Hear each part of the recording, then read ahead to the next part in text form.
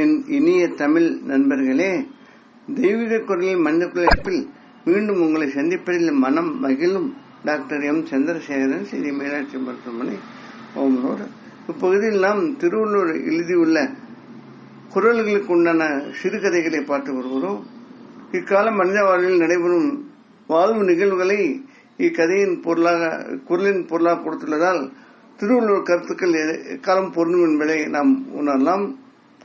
குரலின் கருத்தையும் கதையும் இணைந்து ரசிக்க கேட்டுக்கொள்கிறேன். தற்போது அவர் எழுதிய இன்னா செய்யாமை அதிகாரத்தில் 10ஆம் குரல். இது எண்ணிக்கைப்படி 320ஆம் குரல். குரல் என்னவென்றால், நோயெல்லாம் நோய் செய்தார் மேலாமாம், நோய் செய்யார் நோயின்மை வேண்டுபவர். இதன் பொருள் என்னவென்றால், துன்பம் செய்தவரையே சார்வன. ஆகையால் துன்பம் இல்லாமல் வாழ்தலை விரும்புபவர் பிறருக்கு துன்பம் செய்யார். கதையை பார்ப்போம். கிராம சுய உதவி மகளிர் குழு தலைவி சண்முக பிரியா. முருக பக்தி, மிடில் கிளாஸ் வாழ்வு, MBA படிப்பு, கணவன் குகன் மளிகை மொத்த வியாபாரம். 2 வருடம் முன்பு வரை தொழில் நன்றாக சென்று வந்தது. கொரோனாவிற்கு பிறகு பல பிரச்சனைகள், தொழில் குறைவு, டவுனில் பல மால்கள் வந்துவிட்டன. இவரது வாடிக்கையாளர்கள் இவருக்கு சப்ளை செய்பவரிடமே பொருட்கள் வாங்க இவரது வியாபாரம் பாதிக்கு மேல் குறைந்து விட்டது. செலவினங்கள் அதிகம். வேறு தொழில் தெரியாமல் தடுமாறினார்.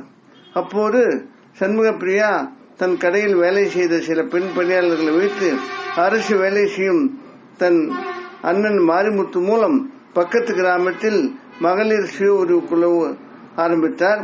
அரசு தரம் மூலதனத்துடன் தன் சொந்த நகைகளை விட்டு உறவினர்களிடம் கடன் வாங்கி 50 பேர் வைத்து சுய உதவி குழு தொடங்கினார். பனை ஓலை, மூங்கில் கலை பொருட்கள், தேன், அதன் மிகுதியாக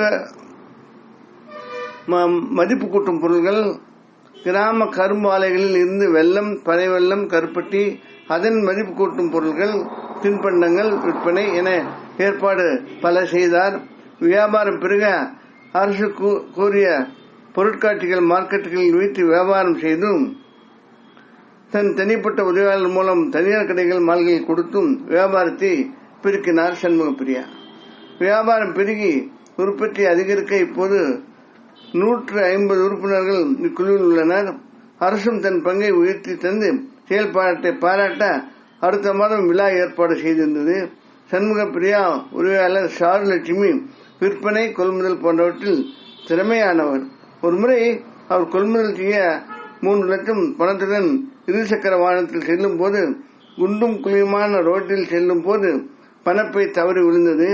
பல சிந்தனைகள் மனதில் வேகமெடுக்க பணப்பை விழுந்ததை கூட சாரலட்சுமி கவனிக்கவில்லை. பணம் கிடைக்கவில்லை. பதட்டம்தான் மிச்சம். போலீஸுக்கு சென்றால் இன்றைய நடைமுறைப்படி சண்முக பிரியா சாருலட்சுமி மேல் அவர்களுக்கு முதலில் சந்தேகம் என்பதால் போலீசுக்கு தெரிவிக்கவில்லை. பணம் தொலைந்ததால் கொள்முதல் குறைவு, பொருள் உற்பத்தி குறைவு, விற்பனை குறைவு, சம்பள தட்டுப்பாடு என ஆனது. சாருலட்சுமி நேர்மை அடைந்த சண்முக பிரியா அவரை திட்டவில்லை. என்ன செய்யலாம் என இருவரும் யோசித்தனர். அதே சமயம் சண்முக பிரியா கணவன் குகன் சர்க்கரை, இரத்த கதிப்பு, மனக்கவலை காரணமாக மருத்துவமனையில் சேர்ந்தார். இதனால் உண்டான செலவு வேறு. அவரிடமும் வருத்தப்பட முடியவில்லை. சண்முக பிரியா மனவேதனை மிகவும் அடைந்தார். கணவன் காலத்திற்கு ஏற்றவாறு தொழில் செய்திருந்தால், சாருலட்சுமி ஜாக்கிரதையாக இருந்திருந்தால் இந்த துன்பம் எல்லாம் வந்திருக்காதே என மனதளவில் மிகவும் கோபப்பட்டாலும் வேதனைப்பட்டாலும் அதை வெளியே காட்டிக் கொள்ளவில்லை. சண்முக பிரியாவிற்கு கடன் கொடுத்தவர்கள் இப்போது சொந்த செலவு, திருமணம் என பணத்தை திருப்பி கேட்க மன நிம்மதியின்றி தவித்தார். குழு உறுப்பினர்கள் சம்பளம் கேட்டு, சிலர் உற்பத்தி செய்யும் பொருள் கேட்டு தொந்தரவு செய்தனர். சண்முக பிரியாவால் எதுவும் பேச முடியவில்லை. பாராட்டு விழாவிற்கு முதலமைச்சரே வருவதாக இருப்பதால் அரசு அதிகாரிகள் இது சம்பந்தமாக பலமுறை சண்முக பிரியாவை சந்திக்க வர அந்த வேலை பல்வேற வந்துவிட்டது. கடவுளை வேண்டி அந்த முருகனை வழிபட்டு செயல்களை தொடர்ந்தார். ஆரிடம் கோபப்பட்டாலும் தனது வருடக்கணக்கான உழைப்பு, அதன் பலன் நற்பெயர் பாதிக்கும் என உணர்ந்து இருந்தார். 10 நாட்கள் சென்றன. சாரலட்சுமி பாடுபட்டு 1 லட்சம் சேகரித்து தர, நல் உள்ளம் கொண்ட பிற உறவினர்கள் 1 லட்சம் தர, அரசு தன் மானியம் பங்கு தொகையில் முன்பணமாக 2 லட்சம் தர கணவன் குணமடைந்து வீடு வர சண்முக பிரியா உறவுகளுக்கு சூழல் சொல்லி சமாதானப்படுத்த நிலைமை சீரானது. விழாவும் வந்தது.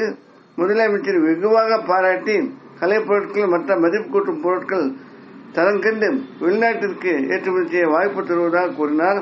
மற்ற குடும்பங்களுக்கும் இக்குழு பயிற்சி அளிக்க ஏற்பாடு செய்து தந்தார். சண்முக பிரியா அடித்தலை விட அனைத்துவரையும் அரவணைத்து பொறுமையுடன் செயல்பட வெற்றி வந்தது என மகிழ்ந்தார். வாழ்வு தொடர்ந்தது. இத்துடன் கதை முடிகிறது. அன்பு நண்பர்களே, பொதுவா பெரியவங்க சொல்றாங்க, பொதுவா நீதி நூல்கள் சொல்லுது, அதாவது வாழ்றதுக்கு ரொம்ப கரெக்டா பார்த்தா 2 தான் இருக்குது. வாழும் முறை 2 தான் இருக்குது. அதாவது ஒன்று எல்லாருக்கும் அனுசரித்து செய்கிறது, யாருக்கும் சிரமம் இல்லாமல் வாழ்றது, யாரையும் குற்றம் குறைகள் சொல்லாமல் முடிந்தவரை அவர்களை அந்த நாம் நினைப்போம் ஒரு காரியத்துக்கு தகுந்த மாதிரி அவர்களை மாற்றுவது, இப்படி செய்வது ஒரு முறை. 2வது அதாவது அதிகாரம் செய்வது, கோபப்படுவது, அவர்கள் வேலையில் தவறு செய்தால் திட்டுவது, அவர்களை பயமுறுத்துவது, இப்படி அது ஒரு விதமான ஒரு அப்ரோச் வாழ்க்கையில்.